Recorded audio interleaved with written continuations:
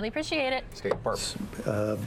From the State Department, for the most part, to try to support the Venezuelan people as they struggle to return Venezuela to democracy.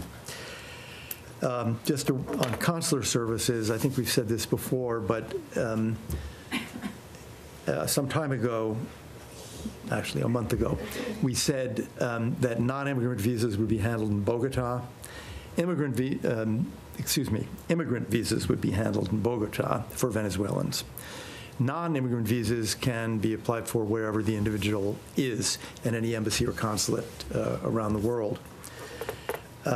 Latest visa revocations this week, we have revoked 340 additional visas, and that's a process that will continue. In Venezuela, the diplomatic staff, when we had a full staff, and in the last month or so, when we've had a reduced staff, have been immeasurably assisted by the locally employed staff, which has really been, as is true in so many embassies, vital to the effort to restore democracy to Venezuela and to support a transition to democratic government under interim President Guaido. And so I just want to express our gratitude toward them. They will remain employed by the United States in Caracas. Finally, I would like to congratulate Ricardo Hausmann, who is going to be the representative of Venezuela in the Inter-American Development Bank. The voting is not closed. The voting closes at around 6:30 p.m. today, I think, but enough votes have been cast so that we can say he will be elected. And this is part of the taking authority over foreign roles and assets of Venezuela by the Guaido government. So we congratulate him, and you should see an official statement, I guess, after the voting is closed.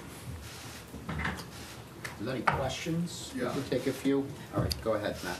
Thanks. I'm just wondering if you've made any progress or how close you are to getting an agreement with someone to be your protecting power. We've made real progress. I don't have an announcement, but we have been working hard on this. It's moving forward. We're happy about the direction it's going in, and there's a lot of legal process to do, but this will happen soon. Leave it at that. I mean, any kind of ballpark, like today, tomorrow? Oh, no. Monday, A week or two? A week or two from now. From now, yeah. Good afternoon. The IDB has put out a statement already saying that Mr. Hausmann can begin as the representative there because there have been sufficient votes cast. What does this mean, generally speaking, for any kind of economic help for Venezuela? Venezuela is in arrears to the IDB anyway. And then also on the IMF has delayed a decision by the board, their board, to discuss or a poll that would basically recognize Guaido. And as you know, the IMF is important as a seal of approval for other big institutions like the World Bank. But what does this overall mean for lending or economic help? I think the most important task that Professor Hausmann will be undertaking is to work with the IDB on the preparations for post-Maduro Venezuela. He has personally done a lot of work on this. We actually met yesterday. And there's been really an enormous amount of work done over the last several years by Venezuelans and by others And the IDB has clearly a leading role in the recuperation of the Venezuelan economy when we think of things like the electric sector, the energy sector, which are in bad shape. So he will now be in a position officially to represent Venezuela in those IDB preparations. And that's a lot better than doing it from a university. He'll be inside. Washington Post. There were reports coming this week from Maracaibo, if I'm pronouncing it correctly, the second largest city, sort of the Houston of Venezuela, I guess, that had a lot of ransacking, and it sounded like a terrible situation. I was wondering if you have any sense of how close the economy is and the infrastructure is in Venezuela to a total collapse, and following that, the impact on Maduro. Well, our information is that the situation is considerably worse in Maracaibo than in Caracas in a number of ways. I have not seen lots of looting in Caracas, although the blackout and the diminution of social media mean that we may not be seeing everything that's happening. But we have seen it in Maracaibo. There's been a lot that has been reported in social media and to us. Part of this, I think, is because the regime is directing its attention to Caracas. You know, they seem to be taking the view that what happens outside of Caracas is not threatening to them. So, for example, power supply is better in Caracas than in Maracaibo or anywhere else, actually. So that's, I think, a political judgment on the part of the regime. What is the impact of this situation on the longevity of the regime? It's obviously going to shorten the life of the regime. Now, I've said before, we're not making predictions, and as we look back, we see that, generally speaking, neither we nor anyone else has been very good at predicting when regimes fall.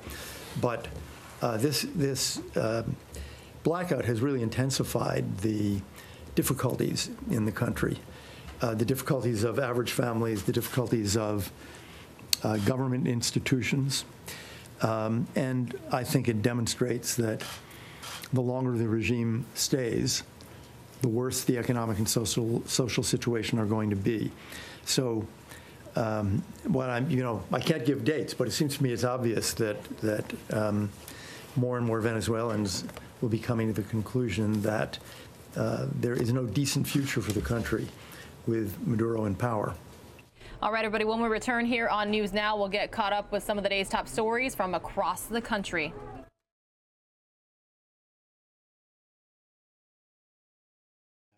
And second, could you explain to us the article under which Mr. Guaido declared himself president? It is said that it has expired last month. Could you explain that to us? Yes. What is it? On the blackout, we're not there.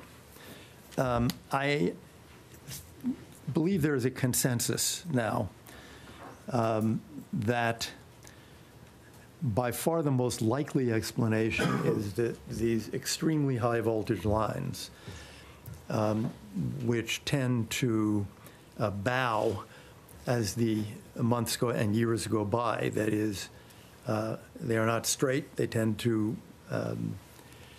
sag is a good word, into trees and bushes. And that creates the possibility of a fire. That is what I would say more experts have given as the explanation. So how do you avoid that? It's simple. You cut and prune and keep trees and bushes from approaching the lines. And they haven't done that. There's really been no maintenance, not just for years, but for decades on those. They have 3 high voltage lines coming essentially from the Guri Dam. That's our best explanation. It is not formed, obviously, by examination, but rather by reports that we've seen from a fair number of experts. as to the Venezuelan Constitution, the